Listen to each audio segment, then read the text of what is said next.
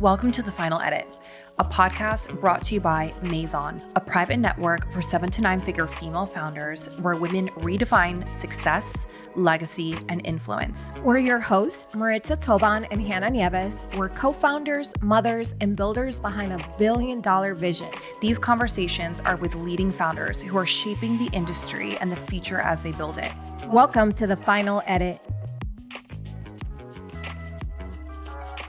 Welcome to another episode of The Final Edit. I am so excited for today's episode because we are joined once again by another Maison member. Her name is Allee Cyrus. Allee, welcome to the show. I am so happy that you're here, and we're so happy that you are a Maison. So welcome. And to kick us off, I would love to know a little bit about your origin story. Who was Allee before the millionaire woman that we have standing with us today? Yeah, well, first of all, thank you guys so much. I'm so honored to be here, and I love Maison. And I think I have been so many different versions of who I am now, right? Like we just kind of become over time. But who I was before when I started was just honestly like a small town Kentucky girl with really big dreams. I kind of always knew that I wanted to get out and like do things, but I never was sure on what that would be. And so my first business was actually a cake business. So I made wedding cakes, and that really showed me the power of social media. From there, I worked at Coca-Cola as an intern, ended up having like a viral campaign that took off. The VP of Strategic Partnerships was amazing and brought me to speak at a social media summit in like 2015 before like influencers were a thing or people understood the Kardashians were getting, like paid for. I remember people were like, they get paid to talk about that, right? So anyway, I really kicked off there and then was able to develop my first company. And I'm actually 6 companies in now, and some of them have been like so challenging but sweet, and everyone has been exactly what I needed them to be who I am now. But I really think at the core, like I was just like a girl in small town Kentucky who just kind of knew, I think there's more. Like, what could that be, I love that. Wow, 6 companies. That's absolutely incredible. And having you here in the studio and that like calm presence that you have too, knowing that you're running so many different things, that is amazing. So I love that. And also you mentioning like coming from a small town, I deeply resonate with that as well. And you also mentioned something last night also about like the influence of your dad and your father and how that like really translated to your business. I'm curious, like if you can touch on anything on that end, like how has he influenced you in these 6 companies that you've built today? Yeah. So one thing that my dad is a high-ranking member of the Marine Corps. So he is actually retired now, but he has a very, very decorated career, and I'm so proud of him. And so I think the first thing when it comes to like how he's influenced me is like he instilled identity so intentionally from like the moment I was born. And so I think that's like one piece. Like my dad always spoke over me who I was, and that like my family like wins wars and we save people and we heal people. Like that is what we get to do through our actions, whatever battlefield we decide to operate on. And, my dad has been responsible for hundreds of thousands of soldiers. My dad was a main war planner for Operation Iraqi Freedom. And that tore my family apart. My parents divorced, around the time of that. And that relocated me from a dreamy part of California to Kentucky. And so we had this strained relationship until I got into my 20s and until I started to build my businesses. Because I started to really understand the totality, like the fullness of what he was teaching me when I was younger. And, as soon as we were able to really like reconcile in the ways that were necessary, my career so deeply changed. Wow. And my mom I am so successful in different ways because of her, but I wasn't fully me until I like had my dad backing me and letting myself actually feel that support. But the way that he organizationally structures things, the way that he thinks and prioritizes his soldiers before his family before, that like the order of how he operated his life and, within just everything in his world, I've been able to pick what felt true for me. And I think as a woman, I think femininity is so important, especially as a woman in business. We talked about this actually last night as well.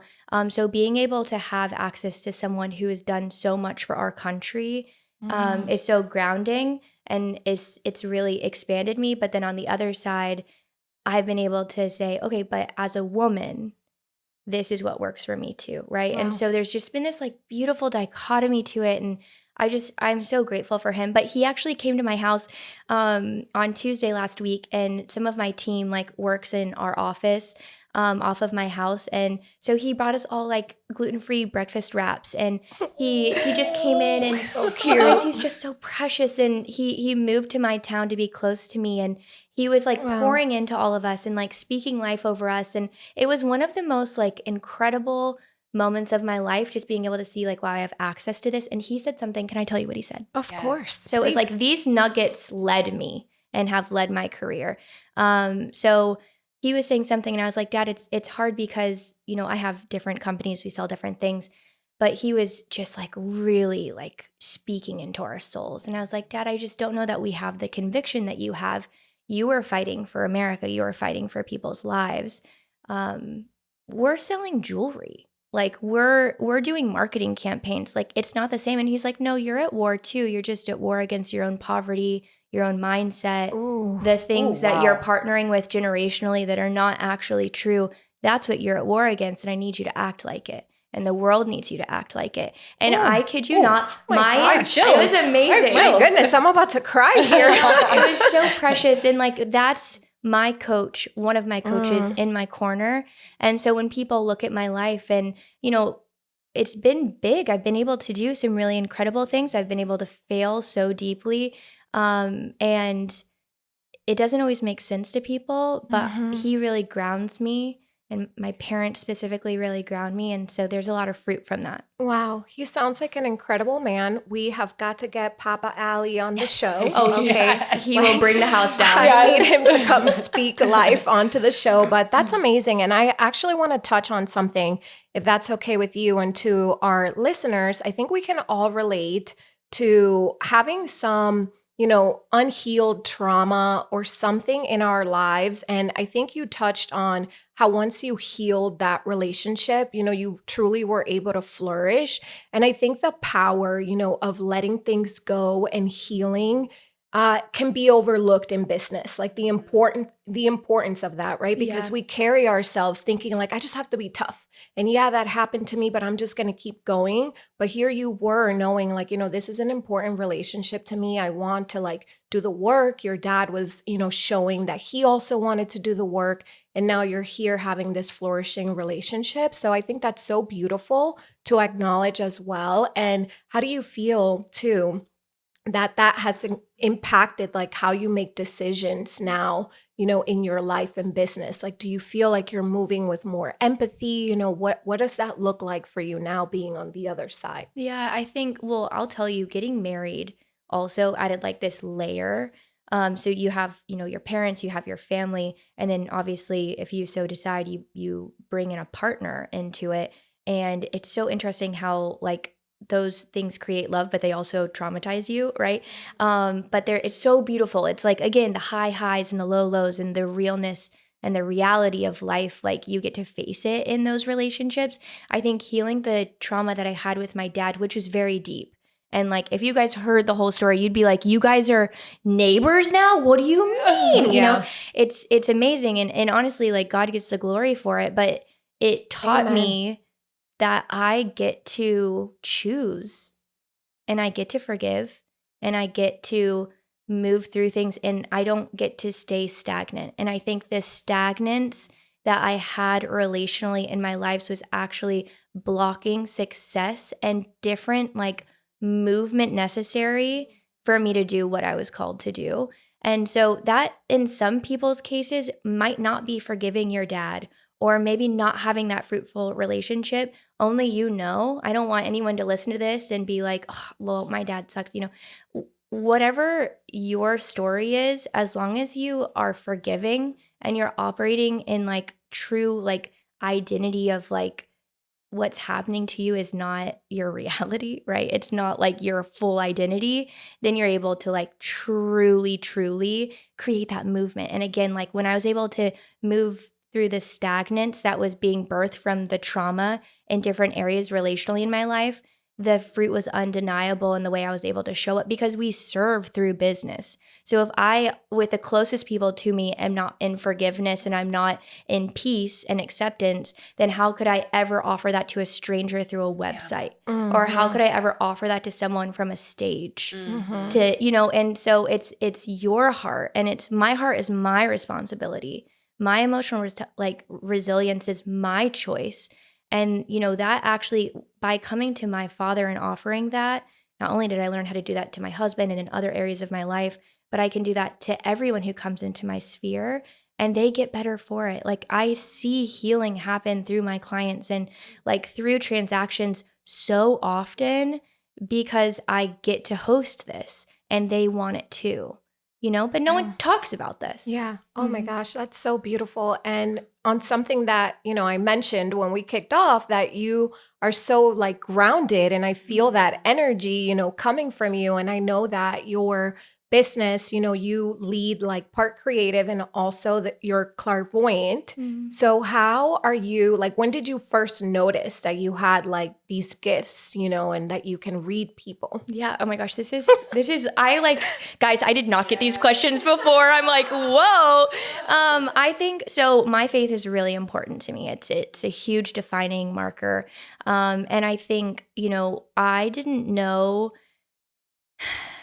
who I was for a really long time. So I actually really struggled, trigger warning, with suicidal ideation and thoughts when I was in college, but no one would have ever known. I was like in, you know, leadership girl, like, you know, in my sorority, doing everything, growing my social media. Like I was like poster child for joy, but I had these demons inside of me and I didn't know how to separate them from, like I said, my identity personally.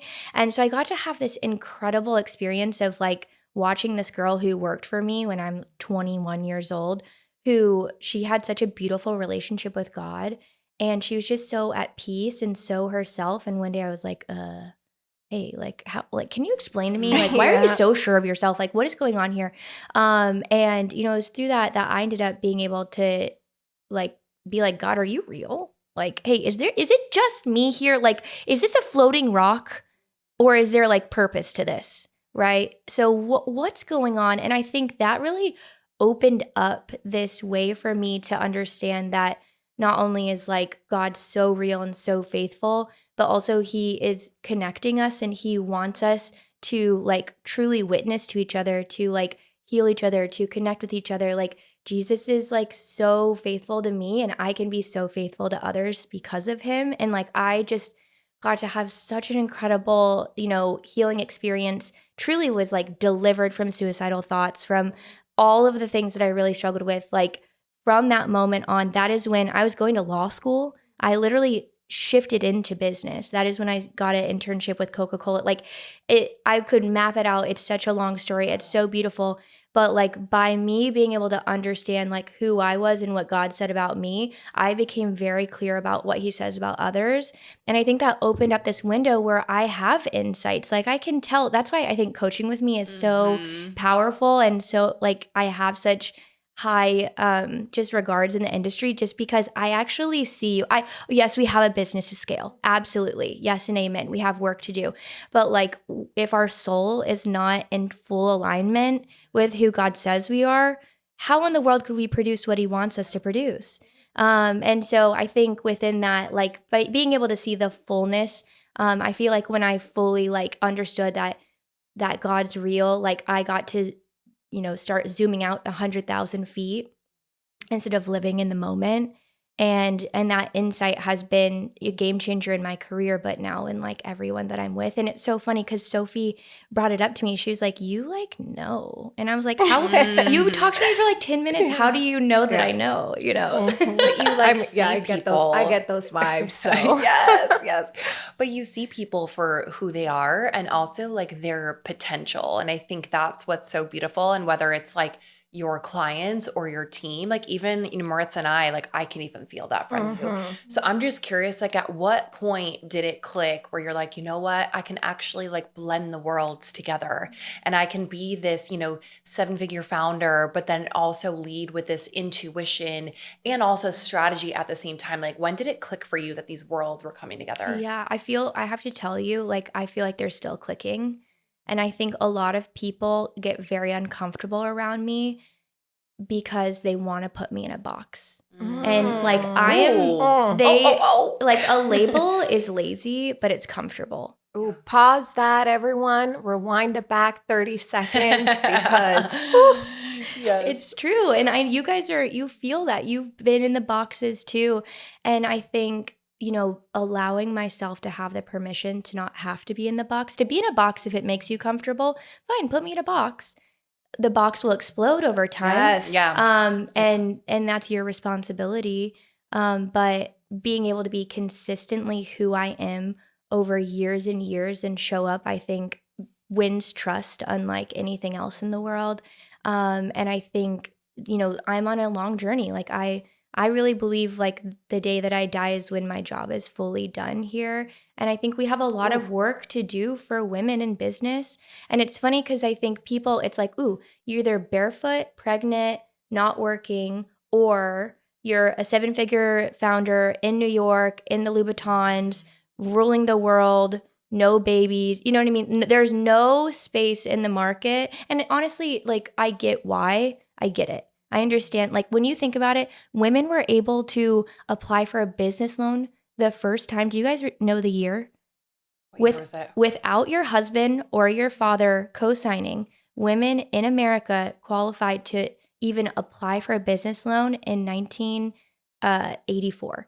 So Wow. that's 10 years before I was birthed. 10 In years. my mind, I said the I am 50s. upset. Oh my goodness. It is. And so, that was something that I feel God gave me a lot of insight on about 6 years ago because I was like, why is there such a disconnect? One, I'm not going to run at the same rate when I'm in an accelerator in Silicon Valley as this dude because him and I work on a very different schedule. What I'm hormonally doing, he's not. But that doesn't make him better or worse than me. That doesn't make me better or worse.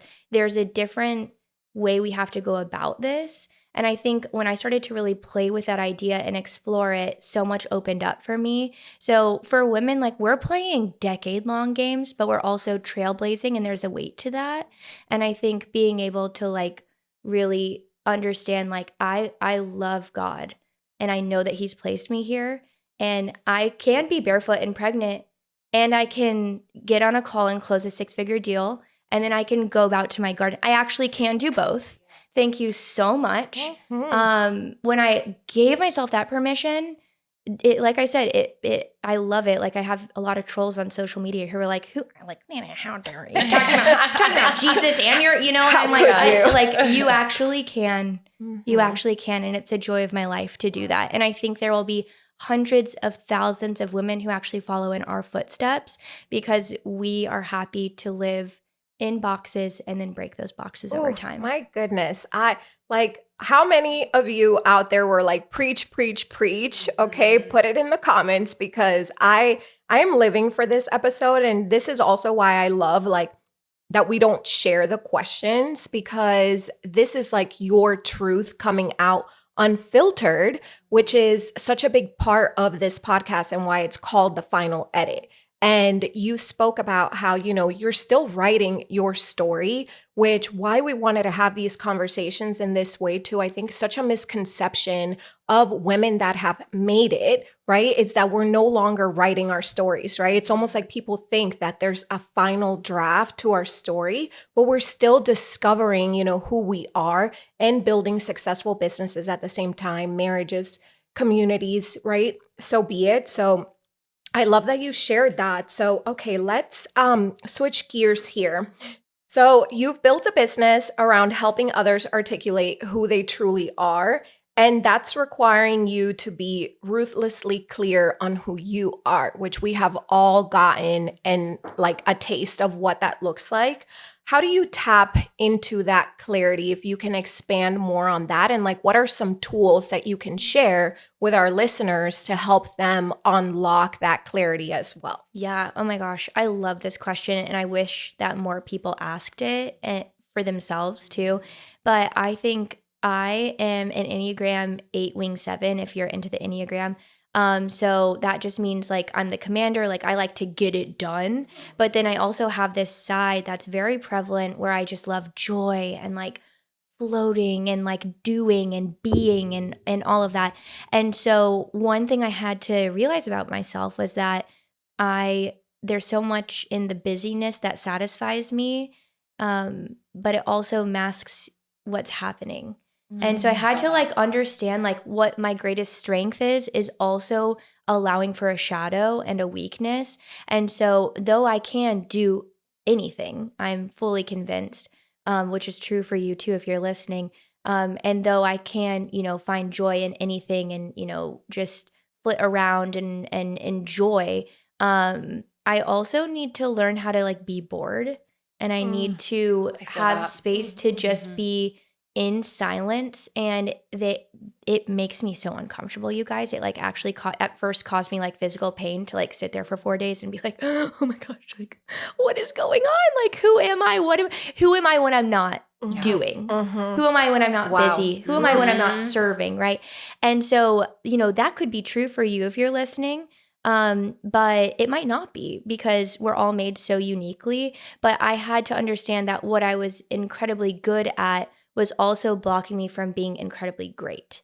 So I have to make sure that I'm operating in health in the opposite of that as well. Again, for me, it's the stillness, it's the boredom, and it has to happen routinely for me to actually unlock what is like magic inside of me and like that next great thing, because you block the next level when you're really, really, really obsessed with the current one. You really do. When you're so busy with what's on today's plate, you're not going to ever, you're never going to eat for tomorrow. So I think allowing yourself to really come in and out of your gifting and then do the opposite of that. And again, that usually for people, I've been able to coach over 2,000 women over the last 5 years, which has been such a joy of my life. And all of them, I'm like, yeah, you need to slow down. One, that's pretty much like for all of us. But then on like the back end too, being able to, again, see what's your greatest gift and then like, okay, backwards engineer that. Like, how do you create rest and like face the thing that maybe causes pain? Hannah, I think we need to go on like a me and you retreat, Yes. Where we just sit there and are In like, silence. we're not going to do anything. You Yes. should. Because our brains, We we stop. cannot turn off our brains. And then when we're together, it's like, like It this literally sounds energy of like steroids. empires. It's amazing. When you find your business like soulmates too, it is like crack. But then you're right. And I think that's why Sophie on your team is such medicine because she's so grounding. But yes, go be bored. Yes. Go be bored. Yeah, we need to do that. I don't know how that we're going to have to call you. No paper, nothing, just there. We'll FaceTime you because we're going to be like, I'll like proctor, I'll like walk around the cabin and be like, stop doing that. It'll change your life.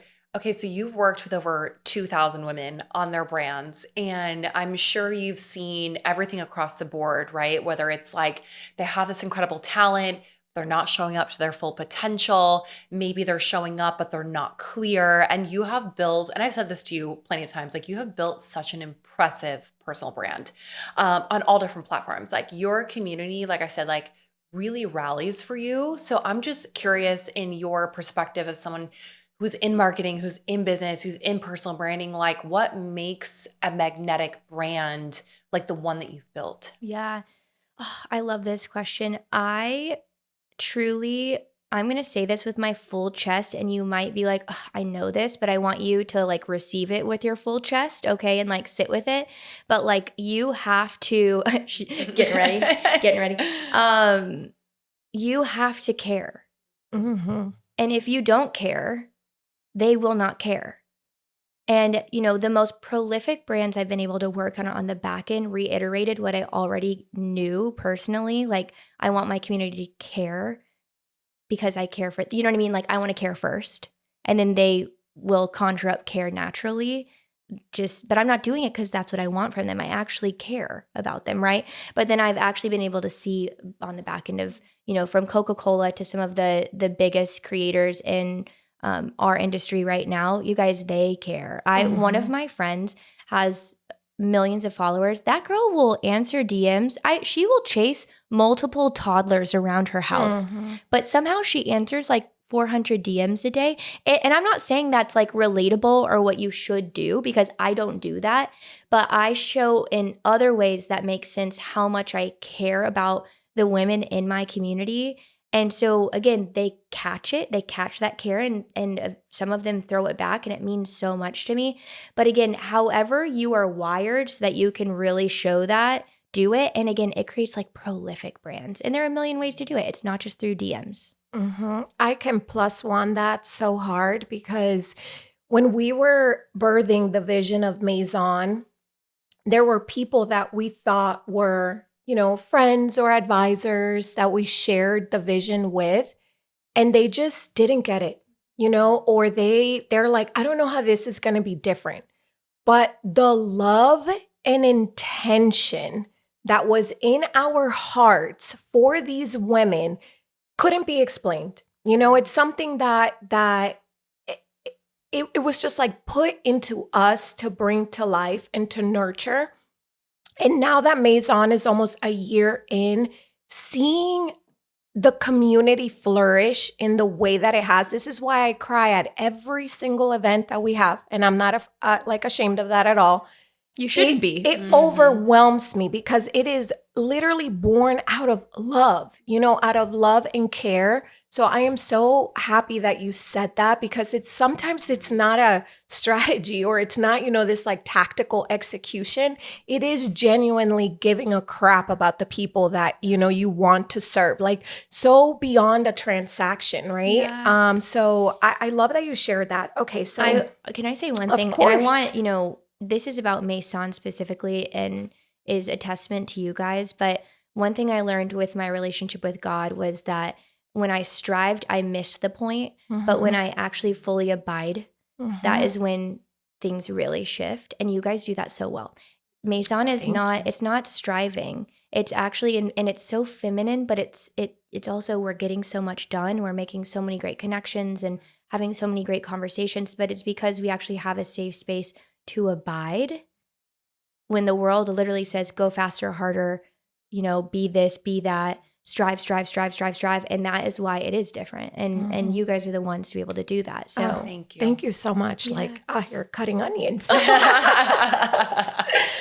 That's literally, like I said, when we first sat here, even just having the opportunity to sit with so many incredible women, knowing that there's so much heart behind every single woman in Maison. Like the Maison woman is built so different, to your point, where I can do both, or like, why do I have to choose? I'm just both. And that's beautiful. And hearing you say that is like a dream come true.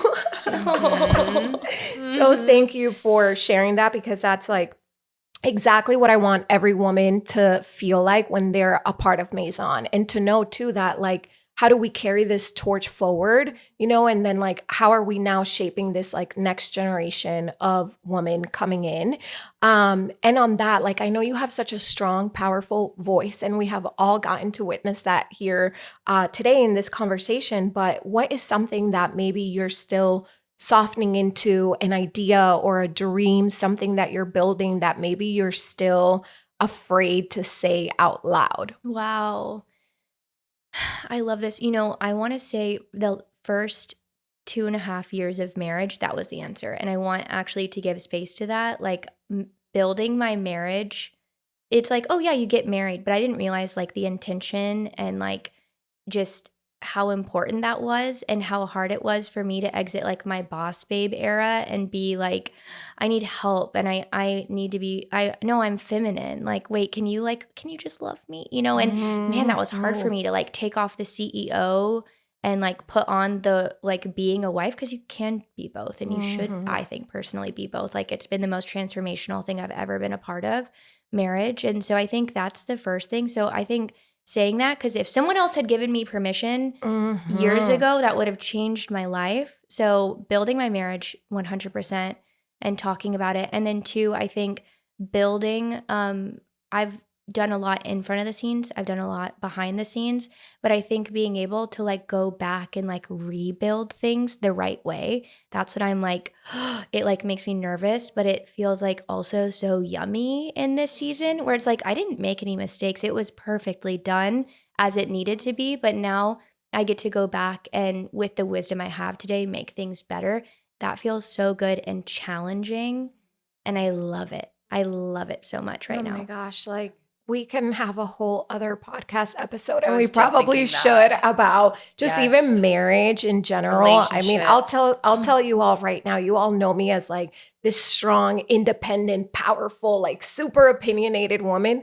At home, I don't even know how to work the coffee machine. Don't even ask me. You know, Same. it's like it's become my safe haven where I really am learning to embrace just like even being soft, asking for help, you know, not having to have an answer to everything and relying on someone else, you know, to lead me, which is so hard, you know, when you're this high achieving woman, like, oh man. But I It's also so feel true. like there's not a lot of communities and spaces, which is why I love Maison so much, because there's not a lot of communities that also honor that.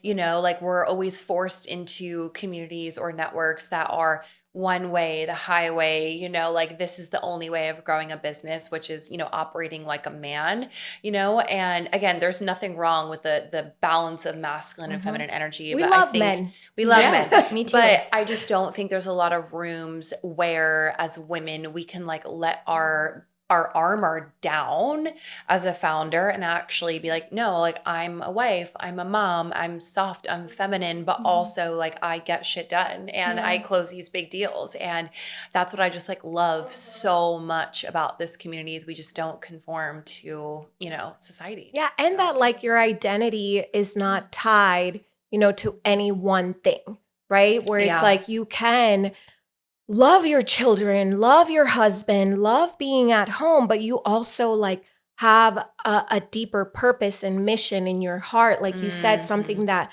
God is literally leading you to. You've seen the proof, you know, the calling is there.